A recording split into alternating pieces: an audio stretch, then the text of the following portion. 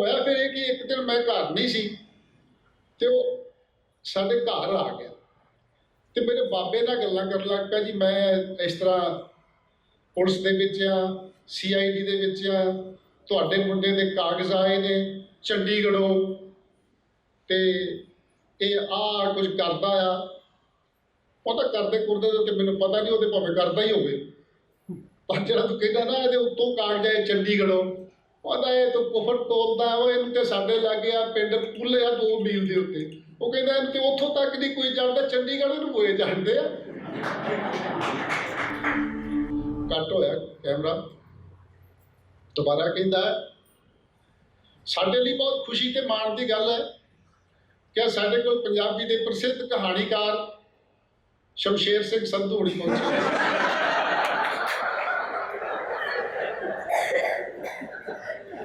इस करके भरा जी भरम मुक्त रहीदा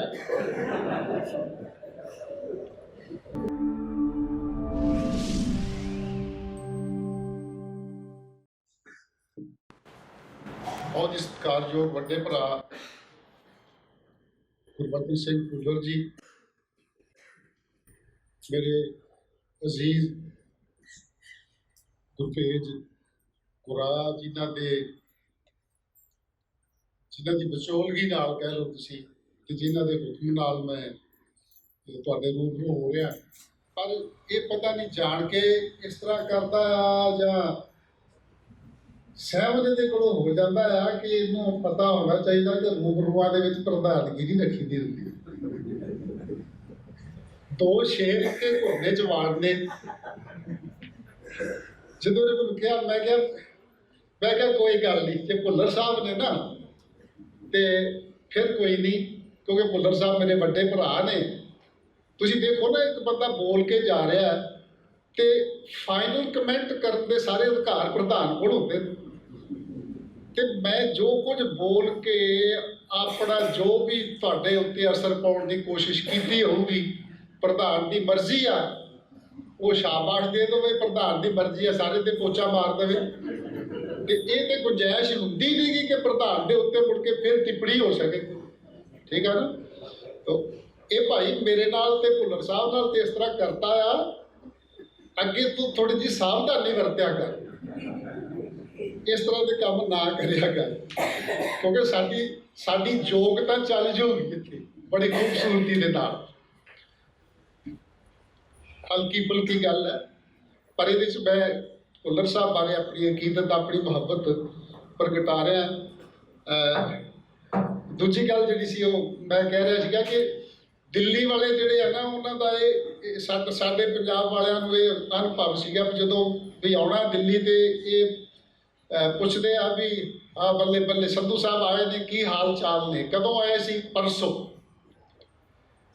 किधर जाना आ परसों कोई नहीं फिर मिलते हैं रात रहन नहीं कोई कहता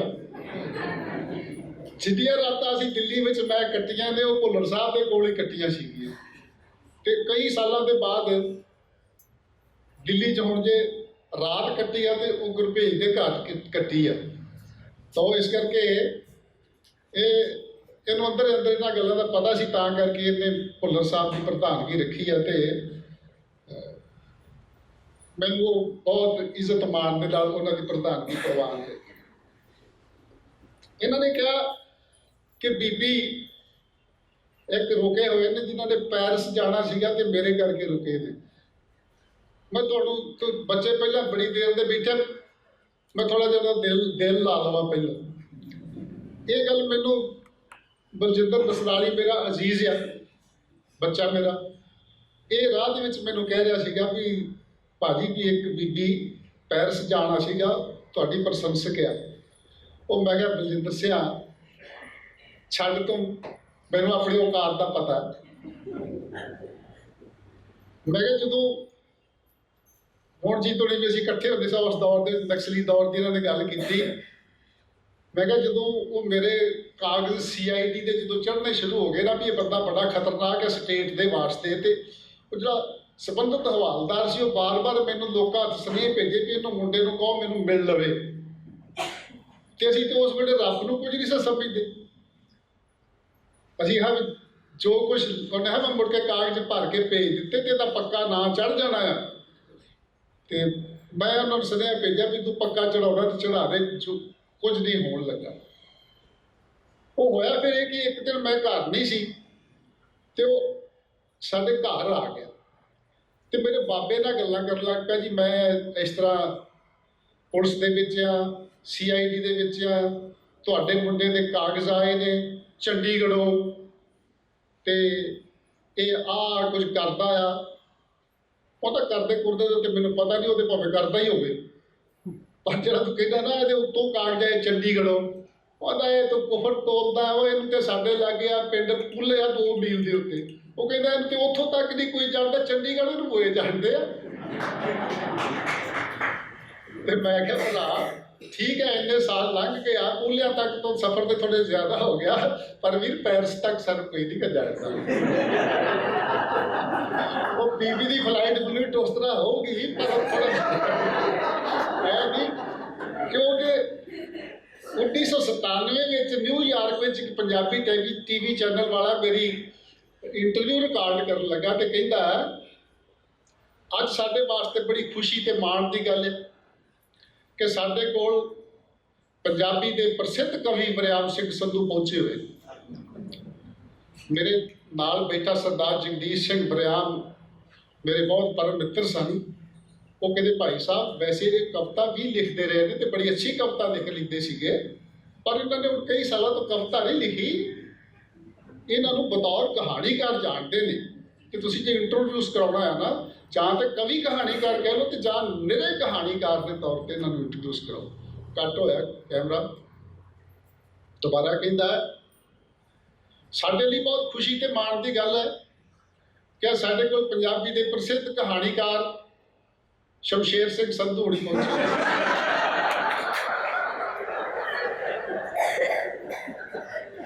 ਇਸ ਕਰਕੇ ਭਰਾ ਜੀ ਭਰਮ ਮੁਕਤ ਰਹੀਦਾ। ਸਾਡਾ ਕੰਪਿਊਟਰ ਦਾ ਬੰਦਾ ਟੋਰਾਂਟੋ ਦੇ ਕਿਰਪਾਲ ਸਿੰਘ ਪੰਨੂ, ਉਹਨੂੰ ਬੜਾ ਚਾਅ ਰਹਿੰਦਾ ਜਦੋਂ ਕਿਸੇ ਸੈਰ ਇਕੱਠੇ ਕਰਦੇ ਹੁੰਦੇ ਸੀਗੇ ਤੇ ਉਹਨੇ ਹਰ ਬੰਦੇ ਨੂੰ ਜਦੋਂ ਮਿਲਣਾ ਤੇ ਇਹ ਵਰਿਆਮ ਸਿੰਘ ਸੰਧੂ ਨੇ ਪੰਜਾਬੀ ਦੇ ਬਹੁਤ ਵੱਡੇ ਕਹਾਣੀਕਾਰ, ਬਹੁਤ ਵੱਡੇ ਬੁਲਾਰੇ, ਫਲਾਣ ਹੈ ਠੀਕ ਹੈ 3 4 5 ਮਿੰਟ ਇੱਦਾਂ ਹੀ ਕਰਦੇ ਰਹਿਣਾ ਤੇ ਮੈਂ ਲਾਗੇ ਖੜੋਤੇ ਸੰਗਦੇ ਹੋਣਾ, ਸ਼ਰਮਿੰਦੇ ਹੋਣਾ। ਮੈਂ ਬਾਅਦ 'ਚ ਸਮਝਾਉਣਾ ਪੰਨੂ ਸਾਹਿਬ ਇਸ ਤਰ੍ਹਾਂ ਨਾ ਕਰਿਆ ਕਰੋ। ਜਿਹੜੇ ਬੰਦੇ ਨੂੰ ਤੇ ਵਰਿਆਮ ਸਿੰਘ ਸੰਧੂ ਦਾ ਪਤਾ ਹੈ ਉਹਦੇ ਅੱਗੇ ਵਰਿਆਮ ਸਿੰਘ ਸੰਧੂ ਕਹਿ ਦਿਓ ਕਿ ਉਹਦੇ ਅੰਦਰ ਸਾਰਾ ਦਾ ਸਾਰਾ ਵਰਿਆਮ ਸਿੰਘ ਸੰਧੂ ਲਿਸ਼ਕ ਪੈਣਾ, ਦੱਸਣ ਦੀ ਲੋੜ ਕੋਈ ਨਹੀਂ ਕਿ ਉਹਨੇ ਆਹ ਸਾਰੀਆਂ ਕਿਤਾਬਾਂ ਲਿਖੀਆਂ ਹੋਈਆਂ। ਤੇ ਜਿਹਨੂੰ ਨਹੀਂ ਪਤਾ ਉਹਦੇ ਤੇ ਭਾਵੇਂ ਅੱਧਾ ਘੰਟਾ ਲਾ ਦਿਓ, ਕੋਈ ਫਰਕ ਨਹੀਂ ਪੈਣਾ। ਤੇ ਉਹ ਇੱਕ ਦਿਨ ਹੋਇਆ, ਇੱਕ ਦਿਨ ਸੈਰ ਕਰਦਾ ਕਿ ਅੱਗੋਂ ਬੰਦਾ ਮਿਲਿਆ, 5 ਮਿੰਟ ਪੰਨੂ ਨੇ ਲਾ ਦਿੱਤੇ ਤੇ ਪੰਨੂ ਨੇ ਜਿਵੇਂ ਸੰਧੂ ਸਾਹਿਬ ਇਹ ਤੇ ਸੰਧੂ ਸਾਹਿਬ ਉਹ ਨੇ ਲਾ ਕੇ ਉਹ ਹਟਿਆ ਤੇ ਉਹ ਕਹਿੰਦਾ ਚਲੋ ਪੰਨੂ ਸਾਹਿਬ ਉਹ ਤੇ ਗੱਲ ਠੀਕ ਹੈ, ਪਰ ਤੁਸੀਂ ਸੁਣਾਓ ਤੁਹਾਡਾ ਕੀ ਹਾਲ ਚਾਲ ਹੈ। ਇਸ ਕਰਕੇ ਜ਼ਮੀਨ ਤੇ ਰਹੀਦਾ। ਇਹ ਵੀ ਗੱਲਾਂ ਕਰਨੀ ਵਾਲੀਆਂ ਨੇ। ਕੱਲ ਔਖੀ ਬੜੀ ਸ਼ੁਰੂ ਕਰਨੀ, ਰੂਬਰੂ ਦੇ ਜਦੋਂ ਹਵਾਲੇ ਨਾਲ ਗੱਲ ਕੀਤੀ ਜਾਂਦੀ ਹੈ ਨਾ ਤੇ ਰੂਬਰੂ ਨਹੀਂ ਗਾ ਹੁੰਦਾ ਉਹ ਅਸਲ 'ਚ, ਉਹ ਤੇ ਪ੍ਰਵਚਨ ਹੁੰਦਾ ਇੱਕ ਪਾਸੇ ਤੇ ਬੰਦਾ ਬੋਲੀ ਜਾ ਰਿਹਾ ਬੋਲੀ ਜਾ ਰਿਹਾ ਬੋਲੀ ਜਾ ਰਿਹਾ ਤੇ ਜਿੰਨਾ ਚਿਰ ਬੋਲਣਾ ਹੈ ਬੋਲ ਕੇ ਹਟਿਆ ਤੇ ਫਿਰ ਆਖੀਦਾ ਵੀ ਕੋਈ ਇੱਕ ਅੱਧਾ ਸਵਾਲ ਕਰ ਲਓ ਵੀ ਕਿਸੇ ਨੇ ਕਰਨਾ ਆ ਤੇ ਸਵਾਲ ਸੂਲ ਕੋਈ ਨਹੀਂ ਕਰਦਾ। ਫਿਰ ਪ੍ਰਧਾਨਗੀ ਭਾਸ਼ਣ ਹੁੰਦਾ ਹੈ, ਧੰਨਵਾਦ ਹੁੰਦਾ ਹੈ ਤੇ ਕਰੋ ਕਰੀ ਚੱਲ ਮੇਰੇ ਭਾਈ। ਇਸ ਕਰਕੇ ਹਰ ਵਾਰੀ ਸਮੱਸਿਆ ਬਣ ਜਾਂਦੀ ਹੈ, ਭਾਵੇਂ ਕਿ ਹਰ ਇੱਕ ਦਿਨ ਛੱਡ ਕੇ ਉਹ ਵੀ ਅਸੀਂ ਛੁੱਟੀ ਕਰਦੇ। ਮੇਰੀ ਘਰ ਵਾਲੀ ਨੂੰ ਅੱਜ ਕੱਲ੍ਹ ਮੈਂ ਸੈਕਟਰੀ ਵੀ ਰੱਖਿਆ ਹੋਇਆ ਵੀ ਭਾਈ ਇੱਕ ਦਿਨ ਦੀ ਛੁੱਟੀ ਲੈ ਲਿਆ ਕਰ, ਅਗਲੇ ਦਿਨ ਦਾ ਰੂਬਰੂ ਰੱਖ। ਘੱਟੋ ਘੱਟ 40 ਕੁ ਰੂਬਰੂ ਇਹਨਾਂ 2-3 ਮਹੀਨਿਆਂ 'ਚ ਹੋ ਗਈ ਆ। ਪਰ ਹਰ ਵਾਰੀ ਇਹ ਸਮੱਸਿਆ ਹੁੰਦੀ ਆ ਕਿ ਬੰਦਾ ਤੁਹਾਡੇ ਕੋਲ, ਮੈਂ 1958 'ਚ ਸਕੂਲ ਪੜ੍ਹਦਿਆਂ 58-59 ਵਿੱਚ ਪਹਿਲੀ ਇੱਕ ਕਵਿਤਾ ਲਿਖੀ ਸੀ ਆਪਣੇ ਸਕੂਲ ਦੇ ਉੱਤੇ। ਛਵੀ ਮੇਰੀ ਪਹਿਲੀ ਕਵਿਤਾ ਜਿਹੜੀ ਸੀ ਉਹ 1960-61 ਵਿੱਚ ਮੋਹਨ ਜੀ ਤੁਸੀਂ ਜਾਣਦੇ ਹੋਣੇ ਆ, ਅੰਮ੍ਰਿਤਸਰ ਤੋਂ ਇੱਕ ਕਵਿਤਾ ਰਸਾਲਾ ਨਿਕਲਦਾ ਸੀ ਤੇ ਇੱਕ ਕਹਾਣੀ ਹੁੰਦਾ ਸੀ, ਕੁਲਦੀਪ ਸਿੰਘ ਸੇਠੀ ਹੁੰਦਾ ਦਾ। ਉਹਦੇ ਵਿੱਚ ਮੇਰੀਆਂ 1961 ਵਿੱਚ 4 ਰਬਾਈਆਂ ਛਪੀਆਂ ਸੀ। 4 ਰਬਾਈਆਂ ਇਹ ਥਾਂ ਨੂੰ ਕਰਕੇ ਤੇ ਇਸ ਪਾਸੇ ਗੁਰਮੁਖ ਸਿੰਘ ਮੁਸਾਫਰ ਦੀਆਂ 4 ਰਬਾਈਆਂ ਛਪੀਆਂ।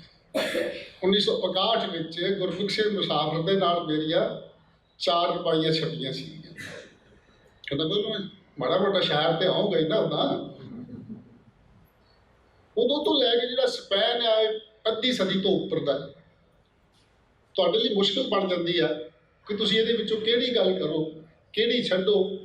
ਕੀ ਤੁਸੀਂ ਆਪਣੇ ਜੀਵਨ ਬਾਰੇ ਗੱਲ ਕਰਨੀ ਹੈ, ਕੀ ਤੁਸੀਂ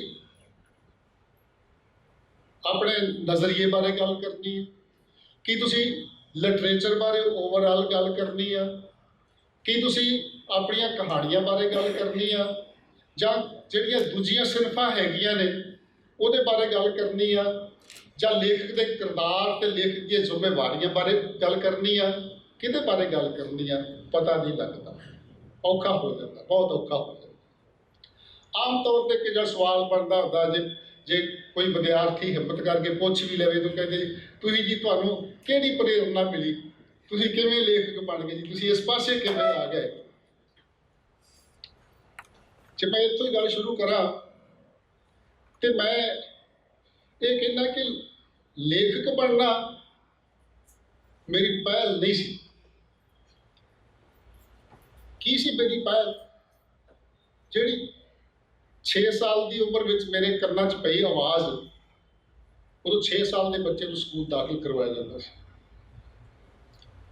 ਮੇਰਾ ਪਿਓ ਮੈਨੂੰ ਉਂਗਲੀ ਤੋਂ ਫੜ ਕੇ ਸਕੂਲ ਨੂੰ ਲਈ ਜਾ ਰਿਹਾ। ਮੇਰੇ ਮੋਢੇ ਉੱਤੇ ਫੱਟੀ ਤੇ ਝੋਲੇ ਦੇ ਵਿੱਚ ਕਾਇਦਾ ਬਾਲ ਉਪਦੇਸ਼ ਆ। ਸਕੂਲੇ ਦਾਖਲ ਕਰਵਾਉਣਾ, ਪਹਿਲਾ ਦਿਨ ਆ। ਸਾਹਮਣੇ ਕੋਈ ਸ਼ਰੀਕ ਤੁਰਿਆ ਆਉਂਦਾ, ਉਹਨੇ ਵੇਖਿਆ ਕਿ ਮੁੰਡੇ ਨੂੰ ਉਂਗਲੀ ਲਾ ਕੇ ਸਕੂਲੇ ਲੈ ਜਾ ਰਿਹਾ। ਉਹ ਕਹਿੰਦੇ ਦਦਾਰ ਸਿਆ ਮੁੰਡੇ ਨੂੰ ਸਕੂਲੇ ਦਾਖਲ ਕਰਾਉਣ ਚੱਲਿਆ? ਉਹ ਕਹਿੰਦਾ ਹਾਂਜੀ ਭਾਊ ਜੀ ਸਕੂਲੇ ਦਾਖਲ ਕਰਾਉਣ ਚੱਲਿਆ। ਜਿਵੇਂ ਆਪ ਪੁੱਛਦੇ ਆ ਕੋਈ ਨੂੰ ਪੜ੍ਹਾ ਕੇ ਬਣਾਉਣਾ ਕੀ ਉਹ? ਮੇਰੇ ਪਿਓ ਨੇ ਆਖਿਆ, ਬੜੀ ਸਹਿਮਣ ਜੀ ਗੱਲ ਪਰ ਬੜਾ ਡੂੰਘਾ ਫਲਸਫਾ, ਝਟਕੇ ਢੰਗ ਨਾਲ ਹੀ। ਉਹ ਕਹਿੰਦਾ ਇਹਨੂੰ ਬਣਾਉਣਾ ਕੀ ਹੋ? ਉਹਨੇ ਕਿਹਾ ਹੋਰ ਕੁਝ ਬੜੇ ਨਾ ਬੜੇ ਕੋਈ ਫਰਕ ਨਹੀਂ ਪੈਂਦਾ, ਇਹ ਬੰਦਾ ਹੀ ਬਣ ਜੇ ਤੇ ਬੜੀ ਗੱਲ ਹੈ ਮੇਰੇ ਵਾਸਤੇ। ਬਾਹਰ ਤੋਂ ਫਿਰ ਬਾਹਰ ਨਹੀਂ ਹੈ ਤੇ ਮੈਨੂੰ ਕਿਉਂਕਿ ਬੜੀ ਅਲੋਕਾਰ ਗੱਲ ਸੀ, ਮੈਨੂੰ ਪਤਾ ਨਹੀਂ ਸੀ ਇਹ ਬੰਦਾ ਬਣਨਾ ਚੀਜ਼ ਕੀ ਆ। ਠੀਕ ਹੈ ਨਾ? ਮੈਂ ਕਿਤੇ ਪੁੱਛਿਆ ਵੀ ਹੋਊਗਾ ਆਪਣੇ ਪਿਓ ਨੂੰ ਕਿ ਬੰਦਾ ਹੁੰਦਾ ਕੀ, ਤਾਂ ਉਹਨੇ ਮੈਨੂੰ ਸਮਝਾਉਣ ਦੀ ਕੋਸ਼ਿਸ਼ ਵੀ ਕੀਤੀ ਹੋਊਗੀ ਕਿ ਬੰਦਾ ਹੁੰਦਾ ਕੀ ਆ। ਪਰ ਸੱਚੀ ਗੱਲ ਤਾਂ ਇਹ ਹੈ ਕਿ ਲੇਖਕ ਮੈਂ ਚੰਗਾ ਹੋਵਾਂ, ਮਾੜਾ ਹੋਵਾਂ, ਦਰਮਿਆਨਾ ਹੋਵਾਂ, ਨਾ ਵੀ ਹੋਵਾਂ, ਬੰਦਾ ਬਣਨਾ ਮੇਰੀ ਪਹਿਲ ਰਹੀ।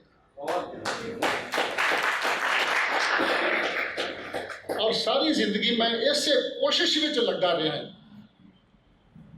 ਕਿ ਤੇਰਾ ਪਿਓ ਤੈਨੂੰ ਬੰਦਾ ਬਣਾਉਣਾ ਚਾਹੁੰਦਾ ਸੀ, ਤੂੰ ਉਹਦੇ ਸੁਪਨਿਆਂ ਦੇ ਹਾਣ ਦਾ ਬੰਦਾ ਬਣ ਸਕਿਆ ਕਿ ਨਹੀਂ ਬਣ ਸਕਿਆ। ਮੇਰੀ ਇਹ ਕੋਸ਼ਿਸ਼ ਅਜੇ ਵੀ ਜਾਰੀ ਹੈ।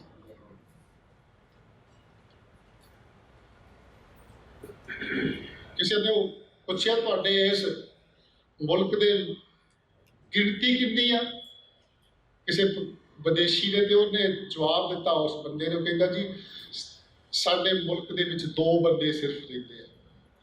ਉਹ ਕਹਿੰਦਾ ਜੀ ਕਮਾਲ ਹੈ, ਐਡਾ ਵੱਡਾ ਮੁਲਕ ਤੇ ਬੰਦੇ 2?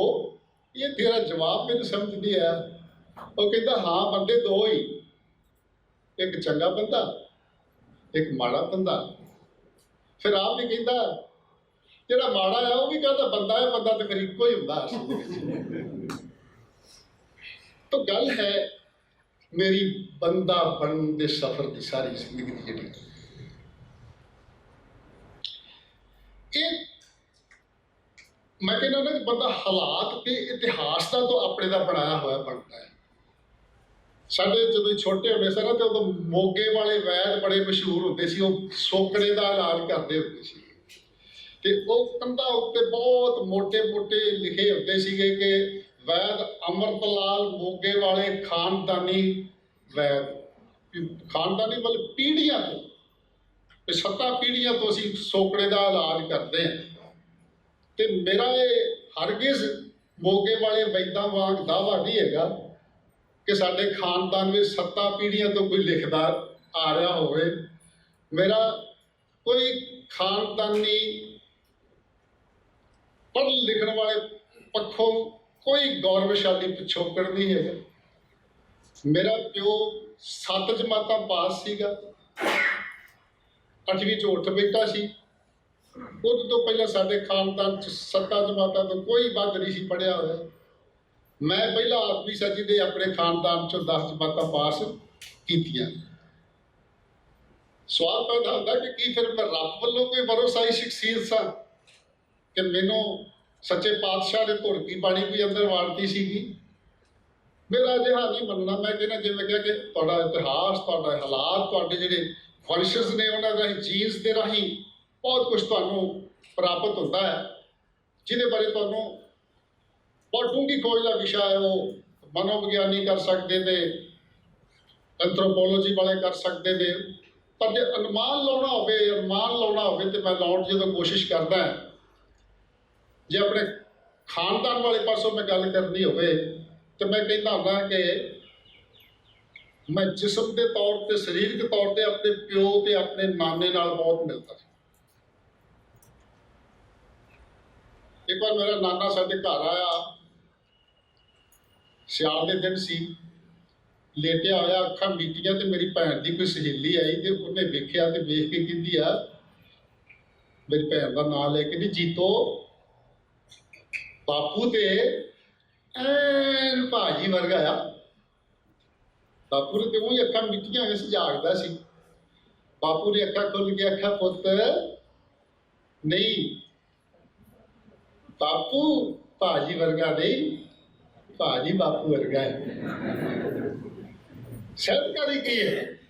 ਤੁਸੀਂ ਸ਼ਬਦਾਂ ਦੀ ਵਰਤੋਂ ਕਿਵੇਂ ਕਰਨੀ ਆ। ਮੇਰੇ ਦਾਦੀ ਜੀ ਵੱਡੇ ਸਨ, ਬਹੁਤ ਵੱਡੇ, ਤਿੰਨਾਂ ਉੱਤੇ 93 ਵਰ੍ਹਿਆਂ ਦੇ। ਮੇਰੇ ਦਾਦੀ ਜੀ ਛੋਟੇ ਸਨ, ਬਹੁਤ ਛੋਟੇ, ਬਸ 4 ਉੱਤੇ ਅੱਧਾ ਫੁੱਟ।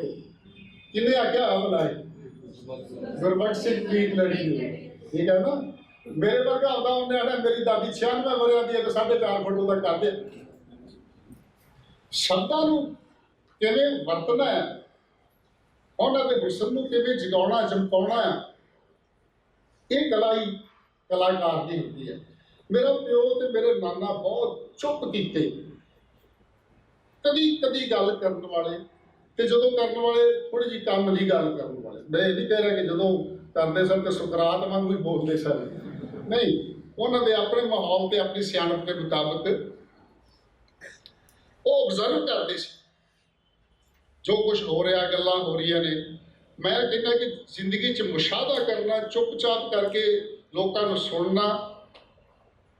ਤੇ ਜਿਵੇਂ ਮੈਂ ਬਚਪਨ ਤੋਂ ਹੀ, ਛੋਟੇ ਹੁੰਦੇ ਹੀ ਉਹ ਜਿਹੜੇ ਲੋਕਾਂ ਦਾ ਜਿਹੜਾ ਪ੍ਰਤੀਕਰਮ ਹੁੰਦਾ ਸੀ, ਗੱਲਾਂ ਬਾਤਾਂ ਹੁੰਦੀਆਂ ਸੀ, ਉਹਨਾਂ ਨੂੰ ਮੈਂ ਸੁਣਦਾ ਰਹਿੰਦਾ ਸੀਗਾ। ਸ਼ਾਇਦ ਵਾਂਗੂ ਆਪਣੇ ਮਨ 'ਚ ਇਕੱਠੀਆਂ ਕਰਦਾ ਰਹਿੰਦਾ ਸੀ। ਇਹ ਮੁਸ਼ਾਹਦੇ ਵਾਲੇ ਪੱਖ ਤੋਂ ਗੱਲ ਕਰਨੀ ਹੈ। ਮਾਂ ਮੇਰੀ ਮੇਰੇ ਪਿਓ ਤੋਂ ਬਿਲਕੁਲ ਉਲਟ, ਪੂਰੀ ਫੁੱਲ ਗਾਲੜੀ, ਬਹੁਤ ਗੱਲਾਂ ਮਾਰਨ ਵਾਲੀ। ਜਿੱਥੇ ਪਹਿਲਾਂ ਰੌਣਕਾਂ ਲਾ ਛੱਡਣੀਆਂ,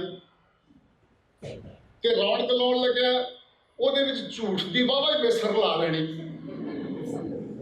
ਕਿ ਜਦੋਂ ਅਸੀਂ ਇਹ ਜਲੰਧਰ ਆ ਗਏ ਨਾ, ਤੇ ਉਦੋਂ ਵੀ ਜਦੋਂ ਸਾਡੇ ਕੋਲੋਂ ਤੇ ਕਿਤੇ ਆਉਣਾ ਨਾ, ਤੇ ਬੀਬੀ ਦੀਆਂ ਗੱਲਾਂ ਬਾਤਾਂ ਸੁਣ ਕੇ, ਤੇ ਜਦੋਂ ਮੈਂ ਕਹਿਣਾ ਲੈ ਵੀ ਕਮਾਲ ਹੋ ਗਈ ਹੈ ਬੀਬੀ, ਤੇ ਜਦੋਂ ਮੈਂ ਗੱਲ ਕਹਿਦਾ ਤਾਂ ਮੇਰੀ ਪਤਨੀ ਤੇ ਮੇਰੇ ਬੱਚਿਆਂ ਨੇ ਵੀ ਨਾਲ ਹੱਸ ਪੈਣਾ, ਹਾਸਾ ਛੜਕਣਾ ਇਹਨਾਂ ਦਾ ਵੀ। ਮੈਂ ਕਿਹਾ ਬੀਬੀ ਤੇ ਜਦੋਂ ਗੱਲ ਕਰਦੀ ਆ ਨਾ, ਤੇ ਝੂਠ ਦੇ ਮਹਿਲ ਖੜੇ ਕਰਕੇ ਰੱਖਦੀ।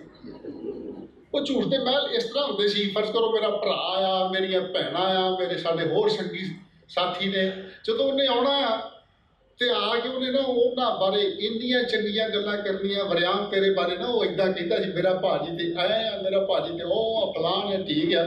ਅਸੀਂ ਬੀਬੀ ਦੀਆਂ ਗੱਲਾਂ 'ਚ ਆ ਜਾਣਾ। ਪਰ ਜਦੋਂ 6 ਮਹੀਨਿਆਂ ਬਾਅਦ ਸੱਚੀ ਮੁੱਚੀ ਮਿਲ ਕੇ ਵੇਖਣਾ ਜਾਂ ਵਿਹਾਰ 'ਚ ਪੈ ਕੇ ਵੇਖਣਾ ਤੇ ਲੱਗਣਾ ਉਹਦੀ ਬੀਬੀ ਕੁਫਰ ਤੋਲ ਗਈ ਸੀ। ਉਹ ਤਾਂ ਗੱਲ ਹੈ ਕੋਈ ਨਹੀਂ ਗੀ। ਪਰ ਫਿਰ ਮੈਂ ਸੋਚਣਾ ਇਹ ਜਿਹੜੇ 6 ਮਹੀਨੇ ਪਿਛਲੇ ਲੰਘੇ ਆ, ਜਦੋਂ ਆਈ ਸੀ ਤੇ ਆ ਕੇ ਇਹ ਗੱਲਾਂ ਚੰਗੀਆਂ ਕਰਕੇ ਗਈ ਸੀ ਤੇ ਸਾਨੂੰ ਉਹਨਾਂ ਦੇ ਬਾਰੇ ਚੰਗਾ ਸੋਚਣ ਲੱਗ ਗਈ ਸੀ। ਇਹੀ ਤੇ ਆਪਣੇ ਆਪ ਵਿੱਚ ਚੰਗੇ ਗਲਪ ਲੇਖਕ ਦੀ ਨਿਸ਼ਾਨੀ ਹੁੰਦੀ। ਗਲਪ ਲੇਖਕ ਵੀ ਤੇ ਇਹ ਹੁੰਦਾ ਨਾ, ਝੂਠ ਤੇ ਸੱਚ ਨੂੰ ਰਲਾ ਕੇ ਇਸ ਤਰੀਕੇ ਨਾਲ ਪੇਸ਼ ਕਰੋ ਕਿ ਜ਼ਿੰਦਗੀ ਵਿੱਚ ਤੁਹਾਨੂੰ ਕੁਝ ਚੰਗਾ ਮਹਿਸੂਸ ਹੋਣ ਲੱਗ ਪਵੇ, ਤੁਹਾਡੇ ਅੰਦਰੋਂ ਮਾੜਾ ਕੋਈ ਟੁੱਟ ਜਾਵੇ, ਚੰਗਾ ਕੋਈ ਤੁਹਾਡੇ ਅੰਦਰ ਜੁੜ ਜਾਵੇ। ਮਸਲਨ ਮੈਂ ਕਹਿੰਦਾ ਹੁੰਦਾ, ਮੈਂ ਕਿਤੇ ਲਿਖੀ ਵੀ ਹੈ ਗੱਲ, ਕਿਤੇ ਪ੍ਰਾਹੁਣਾ ਆਉਣਾ, ਗੁਰਭੇਜ ਸਿੰਘ ਆ ਗਿਆ, ਬੀਬੀ ਨੇ ਕਹਿਣਾ ਲੈ ਧੰਨ ਭਾਗ ਵੇ ਗੁਰਭੇਜ ਤੂੰ ਆਇਆ ਹੈ। ਉਹ ਅਸੀਂ ਤੇ ਤੈਨੂੰ ਕਰੀ ਪਤਾ ਨਹੀਂ ਕਿੰਨੀ ਵਾਰ ਯਾਦ ਕੀਤਾ ਵੀ ਗੁਰਭੇਜ ਹੈ, ਬੜੇ ਹੀ ਸਾਲ ਹੋ ਗਿਆ। ਆ ਬਰਿਆਮ ਅਜੇ ਪਰਸੋਂ ਆਖਣ ਡਿਆ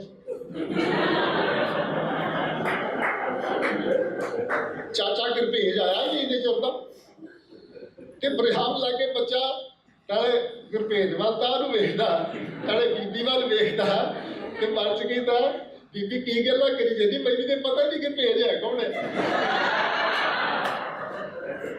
ਪਰ ਮੈਂ ਸੁਣੀ ਜਾ ਰਿਹਾ ਤੇ ਬੀਬੀ ਨੇ ਫਿਰ ਕਹਿ ਦੇਣਾ ਨਾਲ, ਲੈ ਯਾਦ ਕਰਦਾ ਹਾਂ ਗਾ ਹੁਣ ਚਾਚੇ ਨੇ ਜੱਫੀ ਪਾ ਗਿਆ ਹੋ ਕੇ ਤੇ ਜੱਫੀ ਪਵਾ ਦੇਣੀ। ਬਾਅਦ ਵਿੱਚ ਸੋਚਦਾ ਬੀਬੀ ਬੋਲਦੀ ਤੇ ਝੂਠ ਹੀ ਸੀ, ਪਰ ਝੂਠ ਬੋਲ ਕੇ ਗੁਰਭੇਜ ਸਿੰਘ ਨੂੰ ਇਹ ਅਹਿਸਾਸ ਕਰਵਾ ਦਿੰਦੀ ਸੀ, ਗੁਰਭੇਜ ਸਿਆ ਤੂੰ ਜਿਹੜੇ ਘਰ ਵਿੱਚ ਆਇਆ ਨਾ, ਉਸ ਘਰ ਵਿੱਚ ਤੈਨੂੰ ਜੀ ਆਇਆ ਕਹਿਣ ਵਾਲੇ ਸਾਰੇ ਲੋਕ ਮੌਜੂਦ ਨੇ, ਤੈਨੂੰ ਮੁਹੱਬਤ ਕਰਨ ਵਾਲੇ, ਤੈਨੂੰ ਪਿਆਰ ਕਰਨ ਵਾਲੇ। ਤੂੰ ਇਸ ਘਰ ਵਿੱਚ ਓਪਰਾ ਨਹੀਂ ਹੈਗਾ। ਮੈਨੂੰ ਲੱਗਦਾ ਬਾਅਦ ਦੇ ਗਲਤ ਕਲਾ ਦੇ ਕੁਝ ਅੰਸ਼ ਮੇਰੇ 'ਚ ਵੀ ਆਏ ਹੋਣਗੇ। ਇੱਕ ਉਹਦਾ ਜ਼ਿੰਦਗੀ ਦਾ ਜਿਹੜਾ ਸਭ ਤੋਂ ਵੱਡਾ ਝੂਠ ਸੀਗਾ, ਉਹਦਾ ਮੈਂ ਕਦੀ ਜ਼ਿਕਰ ਕਰਦਾ ਹੁੰਦਾ, ਮੈਂ ਕਰਦਾ ਜਾਵਾਂ ਨਾਲ ਨਾਲ। ਅਸਲ 'ਚ ਹੁਣ ਮੈਨੂੰ ਪਤਾ ਨਹੀਂ ਮੈਂ ਬੋਲਣਾ ਕੀ ਆ, ਸੱਚੀ ਗੱਲ ਤਾਂ ਮੈਂ ਤੁਹਾਨੂੰ ਦੱਸਦਾ ਨਾ, ਜਿਹੜੀ ਗੱਲ ਮੇਰੇ ਸਾਹਮਣੇ ਹੁਣ ਆਈ ਜੂਗੀ ਨਾ ਬਹਿਣ ਵਾਂਗੂ ਉਹ ਮੈਂ ਕਰੀ ਜਾਣੀ ਆ। ਮੈਂ ਕਿਸੇ ਸਿਸਟਮ 'ਚ ਬੰਨ ਕੇ ਜਿੱਧਰ ਜਿੱਧਰ ਮੇਰਾ ਮੁਹਾਲ ਮੁੜਦਾ ਗਿਆ ਮੈਂ ਗੱਲ ਕਰੀ ਜੂਗਾ, ਕਿਉਂਕਿ ਹੁਣ ਮੈਨੂੰ ਬੀਬੀ ਦੀ ਗੱਲ ਚੇਤੇ ਆ ਗਈ, ਮੈਂ ਬੀਬੀ ਦੀ ਗੱਲ ਕਰਕੇ ਰਹਾਂਗਾ।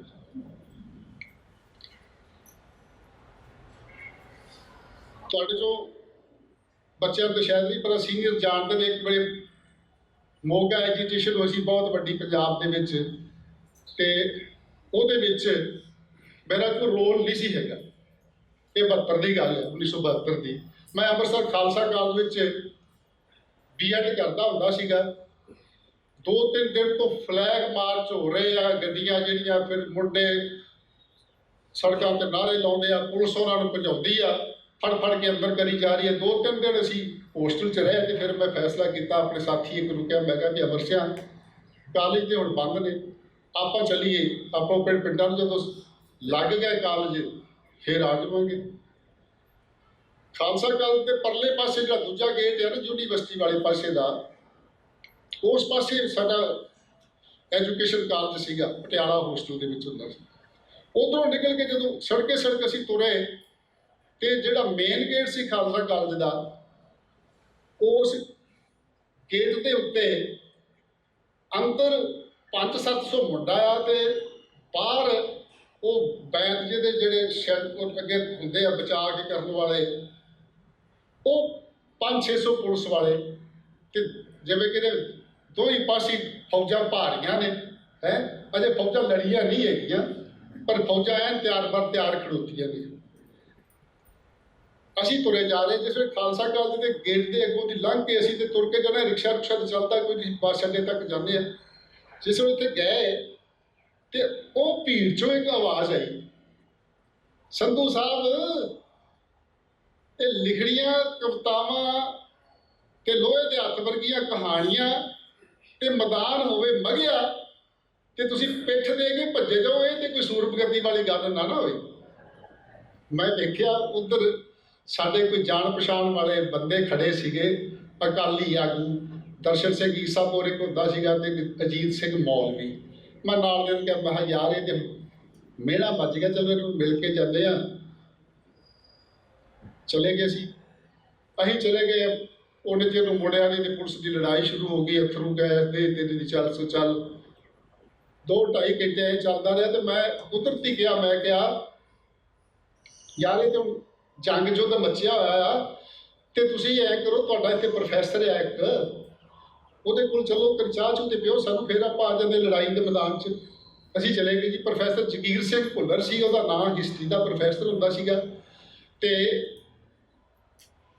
ਬਾਅਦ ਵਿੱਚ ਉਹ ਪਾਰਲੀਮਾਨੀ ਸੈਕਟਰੀ ਵੀ ਬਣਿਆ ਸੀ ਬਾਦਲ ਗਵਰਨਮੈਂਟ ਦੇ ਵਿੱਚ। ਉਹਦੇ ਘਰ ਅਸੀਂ ਚਲੇ ਗਏ, ਬੈਠੇ ਤੇ ਸਤਿ ਸ੍ਰੀ ਅਕਾਲ ਸਤਿ ਸ੍ਰੀ ਅਕਾਲ, 2 ਜਣੇ ਅਸੀਂ ਤੇ 2 ਉਹ ਅਕਾਲੀ। ਤੇ ਚਾਹ ਉਹਨੇ ਕਹਿ ਦਿੱਤੀ, ਚਾਹ ਪੀਣੀ ਅਸੀਂ ਬਾਹਰ। जंग लगा होया पर पुलिस का पै गया जोर। साडे बैठिया बैठे ते मुंडे मार के 12 हत्थ की छाल ते भज के ते पुलिस दगड़ दगड़ करदी आ गई खालसा काल दे विच। उधर फिर लाभे फिरदे सी उन्हां अकालियां नूं जिहड़े परसों चौथ दे लगे हुए सी बगाड़न दे वास्ते मुंडियां नूं। किसी ने दसदा भी इधर बैठे। जिस वेले उधर गए, वो DSP नाल 2 इंस्पैक्टर नाल 10-12 पुलिस वाले, वो कहते खड़े हो जाओ। खड़े हो गए जी।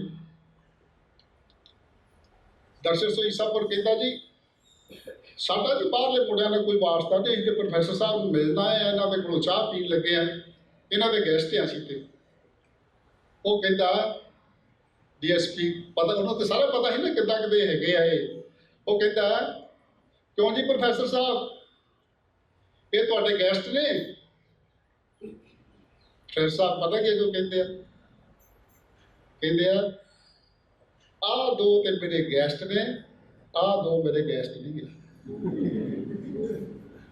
जदों उन्हें ये गल आखी, अजीत सिंह मौलवी असीं उहनूं कहंदे हुंदे सी, है अकाली सीगा। बाद विच दाढ़ी मुछां कटा के सफा चट हो के नक्सलियां विच मतलब अंडरग्राउंड भी हो गया सी शामिल। जदों ने आखी कि आ दोवें साडे गेस्ट नहीं हैगे, उठ के खड़ा हो गया। वो कहंदा प्रोफैसर साहब जे ये दोवें तुहाडे गेस्ट नहीं ते असीं भी तुहाडे गेस्ट नहीं जे, लै जाओ सानूं फड़ के जिथे लैके जाना तुसीं। ये अजीत सिंह मौलवी ने जो गल आखी ना, तो मैं मौलवी उन्हें संसार से नहीं है, बंदे के किरदार की गल करते। मैं अज भी मौलवी को सलाम कहना। वो चलते चलते गल तो मैं कर रहा सीगा कि वो फिर जी सानूं उन्होंने पा लिया पिछले पासे, बन लिया। बन के तो सानूं पहले थाने सदर ले आए। जो थाने सदर लैके आए तो अंदर कर रहे उत्थे SSP भी आ गया, DC भी आ गया भी आ खतरनाक बंदे फड़ लिया। कि वो जो अंदर कर रहे सी ना, तो हर एक की पग लवा के जुत्ती ते रखाते हैं भी अंदर पग की जुत्ती नहीं हवालात च जान देनी। हुण भी इहो कानून है। तो मैं मेरे अगे ईसापुर से मैं आखा दर्शन सिंह जहेदार जी, आप तो सिक्खी वास्ते तुसीं लड़न वाले हो, ये पग लवा के अपनी तो जुत्तियां ते रखन डे, ये तो गल बहुत माड़ी आ। इस तरह तो नहीं होना चाहिए, थोड़ा रजिस्ट करना चाहिए। वो कहता करते जो बारी आई तो कहते पग लाओ जी इतने रखो। कहता जी पग सिख की शान होंगी है, पग नहीं लानी असी। उन्हें DSP ही क्योंकि काबू था असी उन्हें दिया हुए, उन्हें तो ऐ पिछों मारा पग के उत्ते कहता वो जो साडियां बहुते जे, उन्हें ला के पग ओ छुट्टी। मैं जो पग वाली वेखन दिया कितने कि डिग्गी आ, उन्हें जो मेरी पग भी वो उत्ते पई सी। वो गल तो बाहर वाली यार, मैं तुहानूं कह रहा कि मैं जिहड़े पासे तुरूंगा तो पता नहीं किधर तो। गल तो मैं कर रहा सी मोगा एजीटेशन वेले मैं फड़िया गया। फिर मैं फड़िया गया तो मैनूं उन्होंने जाके उत्थे अकाली भी गिरफ्तार, स्टूडेंट भी गिरफ्तार, तो अगे CPM वाले भी गिरफ्तार, वो सारे का उन्होंने मैनूं प्रधान बना दिता। वो गल छड्ड दिता। गल सी कि मैं जो छड्ड दिता, उन्होंने मैनूं सानूं जो समझौता हो गया सरकार के नाल, तो मैं अजे भी आसे पासे भी मैनूं उन्होंने फड़ लेना, क्योंकि कागजां में पहला ही पापी का नाम हैगा सीगा। इन्हें जो मैनूं खबर मिली कि सुनिया आया, बंदा आया कि पता सी मेरी मां नूं तेरा प्यो बहुत बीमार है। मैं मां की गल कर रहा सी, मां के झूठ की, जिंदगी का सब तो बड़ा झूठ। तेरी मां बीमार है, तेरा मां का सदा तेरा प्यो बहुत बीमार है। मैं पिंड गया, पता लगा भी वो ज़्यादा ढिला हो गया सी, वो अमृतसर हस्पताल से दाखिल आ। ਤੇ ਹਸਪਤਾਲ ਚਲੇ ਗਿਆ। ਮੇਰੇ ਪਿਓ ਨੂੰ ਬ੍ਰੇਨ ਹੈਮਰੇਜ ਹੋਈ ਸੀ, ਬੇਸੁਰਤ ਹੈ। 2 ਦਿਨ ਤੋਂ ਨਾਲੀਆਂ ਨੂਲੀਆਂ ਲੱਗੀ, ਆਕਸੀਜਨ ਲੱਗੀ ਹੋਈ ਆ, ਇਲਾਜ ਨੂੰ ਚੱਲਦਾ ਪਿਆ ਜਿਸ ਤਰ੍ਹਾਂ ਦਾ ਮਾੜਾ ਮੋਟ ਸੀਗਾ। ਤੀਜੇ ਦਿਨ ਕੋਈ ਰਿਪੋਰਟ ਲੈਣ ਜਾਣੀ ਸੀ ਮੈਡੀਕਲ ਕਾਲਜ ਤੋਂ ਰਿਪੋਰਟ ਲੈਣ ਵਾਸਤੇ ਅਸੀਂ ਗਏ ਤੇ ਸਵੇਰੇ ਗਏ ਤੇ ਸਾਨੂੰ 1:30 ਵੱਜ ਗਿਆ ਰਿਪੋਰਟ ਲੈ ਕੇ ਆਉਂਦਿਆਂ। ਜਦੋਂ ਰਿਪੋਰਟ ਲੈ ਕੇ ਵਾਪਸ ਆਏ ਤੇ ਬੀਬੀ ਸਰਾਣੇ ਬੈਠੀ ਸੀ ਮੇਰੇ ਪਿਓ ਦੇ, ਤੇ ਉਹ ਉੱਠ ਕੇ ਅੱਗੇ ਆ ਗਈ ਤੇ ਕਹਿੰਦੀ ਲੈ ਜੇ ਰਿਪੋਰਟ। ਬਰਾਂਡੇ 'ਚ ਮਿਲੀ, ਮੈਂ ਕਿਹਾ ਹਾਂ ਲੈ। ਕਹਿੰਦੀ ਕੋਈ ਰੋਟੀ ਰਾਟੀ ਖਾ ਲਈ ਜੇ? ਕਹਿੰਦੀ ਵੇਖੋ ਦਿਨ ਕਿੱਥੋਂ ਤੱਕ ਆ ਗਿਆ। ਅਸੀਂ ਕਹਿੰਦੇ ਬੀਬੀ ਰੋਟੀ ਤੇ ਖਾਧੀ ਨਹੀਂ ਗਈ, ਉੱਥੇ ਹੀ ਅਸੀਂ ਜਿਵੇਂ ਬਿਜ਼ੀ ਰਹੇ ਸੀਗੇ, ਰਿਪੋਰਟ ਨਹੀਂ ਸੀ ਮਿਲ ਰਹੀ, ਅਜੇ ਤਿਆਰ ਨਹੀਂ ਸੀ ਹੋਈ। ਉਹ ਕਹਿੰਦੀ ਫਿਰ ਇਸ ਤਰ੍ਹਾਂ ਕਰੋ ਨਾ, ਜਾਓ ਪਹਿਲਾਂ ਰੋਟੀ ਖਾ ਕੇ ਪੁੱਤ, ਸਵੇਰ ਦੇ ਭੁੱਖੜ ਭਾਣੇ ਤੁਰੇ ਫਿਰਦੇ ਹੋ। ਅਸੀਂ ਕਹਿੰਦੇ ਰਿਪੋਰਟ ਡਾਕਟਰ ਤੁਸੀਂ ਰਿਪੋਰਟ ਮੈਨੂੰ ਦਿਓ, ਮੈਂ ਵਿਖਾ ਲੈਣੀ ਡਾਕਟਰ ਨੂੰ, ਇਹ ਆਂਦਰਾਂ ਲੂਸਣ ਦੀਆਂ ਸਵੇਰ ਦੀਆਂ ਭੁੱਖੇ ਮੇਰੇ। ਜਾਓ ਜਾ ਕੇ, ਮੇਰਾ ਦੋਸਤ ਸੀ ਡਾਕਟਰ ਸੀ, ਬੀਬੀ ਦੇ ਜ਼ੋਰ ਦੇਣ ਤੇ ਅਸੀਂ ਚਲੇ ਗਏ। ਰੋਟੀ ਖਾ ਕੇ ਵਾਪਸ ਆਏ। ਬੀਬੀ ਸਟੂਲ ਤੋਂ ਉੱਠੀ, ਸਰਾਣੇ ਤੋਂ ਬੈਠੀ ਸੀਗੀ, ਉੱਠ ਕੇ ਤੇ ਗਿਰਦੀਆਂ ਹੋਈਆਂ ਅੱਥਰੂ ਭਰੀਆਂ ਅੱਖਾਂ 'ਚੋਂ ਕਹਿਣ ਲੱਗੀ ਜਾਓ ਪੁੱਤ ਹੁਣ ਟੈਕਸੀ ਲੈ ਆਓ, ਤੁਹਾਡਾ ਪਿਓ ਪੂਰਾ ਹੋ ਗਿਆ। ਕਹਿੰਦੀ ਪੂਰਾ ਤਾਂ ਉਦੋਂ ਹੋ ਗਿਆ ਸੀ ਜਦੋਂ ਤੁਸੀਂ ਪਹਿਲਾਂ ਆਏ ਸੀ ਨਾ, ਉਦੋਂ ਹੀ ਹੈ ਨਹੀਂ ਸੀ। ਪਰ ਮੈਂ ਤੁਹਾਨੂੰ ਜਾਣ ਬੁੱਝ ਕੇ ਨਹੀਂ ਦੱਸਿਆ, ਇਸ ਕਰਕੇ ਕਿ ਜੇ ਦੱਸ ਦਿੰਦੀ ਤੇ ਹੁਣੇ ਰੋਣ ਕਰਲਾਉਣ ਪੈ ਜਾਣਾ ਸੀ। ਦੇ ਲੈ ਕੇ ਪਿੰਡ ਜਾਣਾ ਸੀ, ਫਿਰ ਪਤਾ ਨਹੀਂ ਸ਼ਾਮ ਤੱਕ ਤੁਹਾਨੂੰ ਰੋਟੀ ਦੀ ਬੁਰਕੀ ਮਿਲਣੀ ਸੀ ਜਾਂ ਕੱਲ੍ਹ ਸਵੇਰੇ ਮਿਲਣੀ ਸੀ ਜਾਂ ਖਾਧੀ ਵੀ ਜਾਣੀ ਸੀ ਕਿ ਨਹੀਂ ਖਾਧੀ ਜਾਣੀ। ਤਾਂ ਕਰਕੇ ਮੈਂ ਤੁਹਾਨੂੰ ਆਖਿਆ ਕਿ ਕਲੇਸ਼ ਦੇ ਵਿੱਚ ਮੇਰੇ ਬੱਚੇ ਭੁੱਖੇ ਰਹਿ ਜਾਣਗੇ।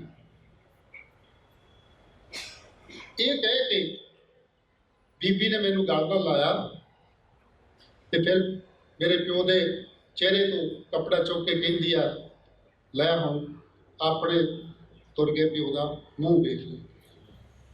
ਔਰ ਉਹਨੇ ਆਪਣੇ ਬੁੱਲਾਂ ਦੇ ਵਿੱਚ ਆਪਣੀ ਭੁੱਖ ਜਿਹੜੀ ਸੀ ਉਹ ਰੁਕੀ। ਔਰ ਇਹ ਔਰਤ ਉਸ ਵੇਲੇ ਇਹ ਗੱਲ ਕਰ ਰਹੀ ਆ ਜਦੋਂ ਉਹਦੀ ਉਮਰ 40-41 ਸਾਲ, ਉਹਦੇ ਪਤੀ ਦੀ ਉਮਰ 45 ਸਾਲ, ਜਿਹਦੇ ਸਾਹਮਣੇ ਇੱਕ ਵਿਧਵਾ ਦੇ ਜੀਵਨ ਦਾ ਬਿਰਹੇ ਦਾ ਤਪਦਾ ਹੋਇਆ ਮਾਰੂਥਲ ਉਮਰ ਭਰ ਲੰਮਾ ਅੱਗੇ ਨੂੰ ਦਿਸਦਾ ਪਿਆ ਹੈ। ਪਰ ਉਹਨਾਂ ਪਲਾਂ ਵਿੱਚ ਵੀ ਉਸ ਔਰਤ ਦੇ ਮਨ ਦੇ ਵਿੱਚ ਆਪਣੇ ਪੁੱਤ ਦੀ ਭੁੱਖ ਤੇ ਭੁੱਖੀਆਂ ਹੋਈਆਂ ਲੂਸ ਦੀਆਂ ਆਂਦਰਾਂ ਦਾ ਖਿਆਲ ਰਹਿਣਾ, ਇਹ ਮੇਰੀ ਮਾਂ ਦਾ ਜ਼ਿੰਦਗੀ ਦਾ ਸਭ ਤੋਂ ਵੱਡਾ ਝੂਠ ਸੀ, ਪਰ ਸਭ ਤੋਂ ਖੂਬਸੂਰਤ ਝੂਠ ਸੀ।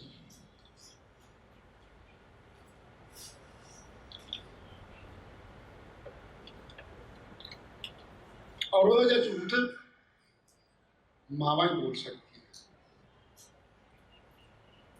ਤੇ ਦੁੱਖ ਨੂੰ ਸਹਿਣਾ, ਦਰਦ ਨੂੰ ਸਹਿਣਾ, ਦਰਦ ਦੇ ਨਾਲ ਲੜਨਾ, ਜਿੱਥੇ ਮੈਨੂੰ ਆਪਣੇ ਪੁਰਖਿਆਂ ਤੋਂ ਮਿਲਿਆ ਉੱਥੇ ਮੈਨੂੰ ਆਪਣੀ ਵਿਰਾਸਤ ਚੋਂ, ਆਪਣੀ ਮਾਂ ਚੋਂ ਵੀ ਮਿਲਿਆ। ਪੁਰਖਿਆਂ ਤੋਂ ਮੈਨੂੰ ਕਿਵੇਂ ਮਿਲਿਆ? ਪੁਰਖਿਆਂ ਤੋਂ ਇਸ ਕਰਕੇ ਮਿਲਿਆ ਕਿ ਜਿਹੜੀ ਧਰਤੀ ਤੇ ਮੈਂ ਜੰਮਿਆ ਪਲਿਆ ਵੱਡਾ ਹੋਇਆ ਪ੍ਰਵਾਨ ਚੜ੍ਹਿਆ, ਉਹ ਪੁਰਾਣੇ ਜ਼ਿਲ੍ਹੇ ਲਾਹੌਰ ਦਾ ਫਿਰ ਅੰਮ੍ਰਿਤਸਰ ਦਾ ਹਿੱਸਾ ਸੀ ਤੇ ਅੱਜ ਕੱਲ੍ਹ ਤਰਨਤਾਰਨ ਦਾ ਹਿੱਸਾ। ਉਹਦੇ 'ਚ ਜੇ ਤੁਸੀਂ ਮੇਰੇ ਪਿੰਡ ਦੇ ਉੱਤੇ ਪ੍ਰਕਾਰ ਦੀ ਇੱਕ ਸੂਈ ਰੱਖ ਕੇ ਤੇ 10 ਕਿਲੋਮੀਟਰ ਦੇ ਚੱਕਰ 'ਚ ਤੁਸੀਂ ਇਹ ਘੁਮਾਓਗੇ ਨਾ ਤੇ ਤੁਸੀਂ ਹੈਰਾਨ ਰਹਿ ਜਾਓਗੇ ਕਿ ਉੱਥੇ ਕਿਹੜੀਆਂ ਕਿਹੜੀਆਂ ਸਾਡੀਆਂ ਇਤਿਹਾਸਕ ਹਸਤੀਆਂ ਪੈਦਾ ਹੋਈਆਂ। ਮੈਂ ਉਸ ਪ੍ਰਕਾਰ ਦੀ ਸੂਈ ਇਸ ਪਾਸੋਂ ਘੁਮਾ ਕੇ ਲੈ ਆਉਣਾ ਵਾ ਕਿਉਂਕਿ ਇਹ ਬੀਬੀ ਬੈਠੀ ਹੈ ਕੋਲ। ਸਭ ਤੋਂ ਪਹਿਲਾਂ ਮੈਂ ਇਹਦੇ ਪਿੰਡ ਦਾ ਜ਼ਿਕਰ ਕਰ ਦਿੰਦੀ। ਇਹਦਾ ਪਿੰਡ ਹੈ ਝਬਾਲ, ਮਾਈ ਭਾਗੋ ਦਾ ਪਿੰਡ। ਜਾਂ ਬਾਬੇ ਬਘੇਲ ਸਿੰਘ ਦਾ ਪਿੰਡ ਜਿਹਨੇ ਦਿੱਲੀ ਫਤਿਹ ਕੀਤੀ ਸੀ। ਭੁੱਲਰ ਸਾਹਿਬ ਕਹਿੰਦੇ ਸਿਆਣਾ ਹੋ ਗਿਆ, ਉਹਨੂੰ ਪਤਾ ਵੀ ਘਰ ਵਾਲੀ ਨੂੰ ਕਿਵੇਂ ਖੁਸ਼ ਕਰਨਾ। ਆਪਸ ਵਿੱਚ ਅਸੀਂ ਆਪਸ ਵਿੱਚ ਜਿੱਤ ਪੈਂਦੇ ਅਸੀਂ। ਮੈਂ ਕਹਿੰਦਾ ਮੇਰੇ ਪਿੰਡ ਦੇ ਵੱਧ ਸੂਰਮੇ ਹੋਏ ਆ। ਇਹ ਕਹਿੰਦੀ ਦਿੱਲੀ ਤੇ ਅਸਾਂ ਹੀ ਫਤਿਹ ਕੀਤੀ ਸੀ। ਮਾਈ ਭਾਗੋ ਨੇ ਹੀ ਬਦਾਵਾ ਪੜਾਉਣ ਵਾਸਤੇ ਤਿਆਰ ਕੀਤਾ ਸੀ ਸਾਰਿਆਂ ਨੂੰ। ਮੈਂ ਕਹਿੰਦਾ ਜੇ ਤੁਹਾਡੀ ਮਾਈ ਭਾਗੋ ਸੀ ਤੇ ਸਾਡਾ ਭਾਈ ਮਾਹ ਸਿੰਘ ਸੀ। ਮਾਹ ਸਿੰਘ, ਭਾਈ ਮਾਹ ਸਿੰਘ ਜਿਹਨੇ ਬਦਾਵਾ ਪੜਵਾਇਆ ਸੀ, ਜਿਹਦੇ ਗੁਰੂ ਦੀ ਗੋਦ ਦੇ ਵਿੱਚ, ਉਹ ਮੇਰੇ ਪਿੰਡ ਦਾ ਸੀ, ਸੁਰ ਸਿੰਘ ਦਾ ਸੀਗਾ। ਇਹ ਕਹਿੰਦੀ ਮਾਈ ਭਾਗੋ ਨਹੀਂ ਤੋੜਿਆ ਸੀ ਨਾ। ਮੈਂ ਕਹਿੰਦਾ ਬਦਾਵਾ ਵੀ ਤੇ ਝਬਾਲੀਆਂ ਨੇ ਲਿਖਾਇਆ ਸੀ ਨਾ ਫਿਰ ਪਹਿਲਾਂ। ਇਹ ਸਾਡਾ ਆਪਸ ਵਿੱਚ ਚੋਲ ਬੋਲਿਆ ਲੜ ਪਿਆਰ ਆ। ਵੈਸੇ ਕਿਉਂਕਿ ਸਾਡੇ ਸਾਰੇ ਹਿਸਟਰੀ ਦੇ ਨਾਇਕ ਨੇ। ਅਗਲਾ ਪਿੰਡ ਗੱਗੋਬੂਆ, ਵੀਰ ਸਿੰਘ ਨਰੰਗਾਬਾਦੀ ਦਾ ਪਿੰਡ। ਆਪਣੇ ਪਿੰਡ ਬਾਰੇ ਮੈਂ ਬਾਅਦ 'ਚ ਜ਼ਿਕਰ ਕਰਦਾ। ਉਦੋਂ ਅਗਲਾ ਪਿੰਡ ਸਾਡੇ ਖੇਤਾਂ ਦੇ ਨਾਲ ਜਿਹੜਾ ਉਹ ਆ। ਅੱਗੇ ਕਹਿੰਦਾ ਨਵਾਬ ਕਪੂਰ ਸਿੰਘ ਦਾ ਤੁਸੀਂ ਸੁਣਿਆ ਹੋਵੇਗਾ, ਸਿੰਘਪੁਰੀਆ ਮਿਸਲ। ਅਗਲਾ ਪਿੰਡ ਸਿੰਘਪੁਰਾ। ਇਸ ਪਾਸੇ ਨਾਲ ਹੀ ਸਾਡੇ ਪੈਲੀਆਂ ਦੇ ਸ਼ਹੀਦ ਭਾਈ ਤਾਰੂ ਸਿੰਘ ਦਾ ਪਿੰਡ ਪੂਲਾ, ਸਿੱਖੀ ਕੇਸਰ ਸਵਾਸਾਂ ਨਾਲ ਨਿਭਾਉਣ ਵਾਲੇ। ਅਗਲਾ ਪਿੰਡ ਉਹਨਾਂ ਦੀਆਂ ਪੈਲੀਆਂ ਨਾਲ ਸਿਰ ਤਲੀ ਤੇ ਧਰ ਕੇ ਤੁਰਨ ਵਾਲੇ ਬਾਬਾ ਦੀਪ ਸਿੰਘ ਦਾ। ਦੋ ਪਿੰਡ ਛੱਡ ਕੇ ਮੱਸੇ ਰੰਗੜ ਦਾ ਸਿਰ ਵੱਢਣ ਵਾਲੇ ਸੁੱਖਾ ਸਿੰਘ ਮਾਲੀ ਕਬੋਕੇ ਦਾ ਪਿੰਡ। ਮਤਲਬ ਇਸ ਤਰ੍ਹਾਂ ਦੇ ਲੋਕ, ਇਸ ਤਰ੍ਹਾਂ ਦਾ ਖਿੱਤਾ ਹੈਗਾ। ਮੇਰੇ ਪਿੰਡ ਦੀ ਮੈਂ ਜ਼ਿਕਰ ਕਰਾਂ, ਮੇਰਾ ਪਿੰਡ ਜਿਹਦੇ ਵਿੱਚ ਭਾਈ ਵਿਧੀ ਚੰਦ ਗੁਰੂ ਹਰਗੋਬਿੰਦ ਸਾਹਿਬ ਦੇ ਵੇਲੇ ਅਕਾਲ ਤਖਤ ਤੇ ਪਹਿਲੀਆਂ ਵਾਰਾਂ ਗਾਉਣ ਵਾਲੇ ਢਾਡੀ ਨੱਥਾ ਤੇ ਅਬਦੁੱਲਾ ਸੁਰ ਸਿੰਘ ਦੇ, ਗੁਰੂ ਗੋਬਿੰਦ ਸਿੰਘ ਦੇ ਅਸਲਾ ਖਾਨੇ ਦਾ ਇੰਚਾਰਜ ਜੱਸਾ ਸਿੰਘ ਰਾਮਗੜੀਏ ਦਾ ਦਾਦਾ ਸੁਰ ਸਿੰਘ ਦਾ, ਜਿਹੜੀ ਨਾਗਣੀ ਬਚਿੱਤਰ ਸਿੰਘ ਨੇ ਮਾਰੀ ਸੀ ਸੁਰ ਸਿੰਘ ਦੇ, ਉਸੇ ਭਾਈ ਭਗਵਾਨ ਸਿੰਘ ਨੇ ਬਣਾਈ ਹੋਈ ਸੀ। ਜੱਸਾ ਸਿੰਘ ਰਾਮਗੜੀਆ ਜਿਹੜਾ ਉਹ ਜੰਮਣ ਤੋਂ ਪਹਿਲਾਂ ਕੁਝ ਮਹੀਨੇ ਪਹਿਲਾਂ ਉਹ ਜਾ ਕੇ ਉਹਦਾ ਪਿਓ ਜਿਹੜਾ ਉਹ ਈਚੋਗਿਲ ਚਲੇ ਗਿਆ ਸੀ ਤੇ ਜੱਸਾ ਸਿੰਘ ਰਾਮਗੜੀਆ ਈਚੋਗਿਲ ਜਾ ਕੇ ਪੈਦਾ ਹੋਇਆ। ਇਹ ਸਾਨੂੰ ਕ੍ਰੈਡਿਟ ਨਹੀਂ ਲੈਣ ਦਿੱਤਾ ਉਹਨੇ। 6 ਮਹੀਨੇ ਦਾ ਪਿਓ ਰੁਕ ਜਾਂਦਾ ਤੇ ਉਹ ਵੀ ਸੁਰ ਸਿੰਘ ਦਾ ਹੁੰਦਾ ਸੀ।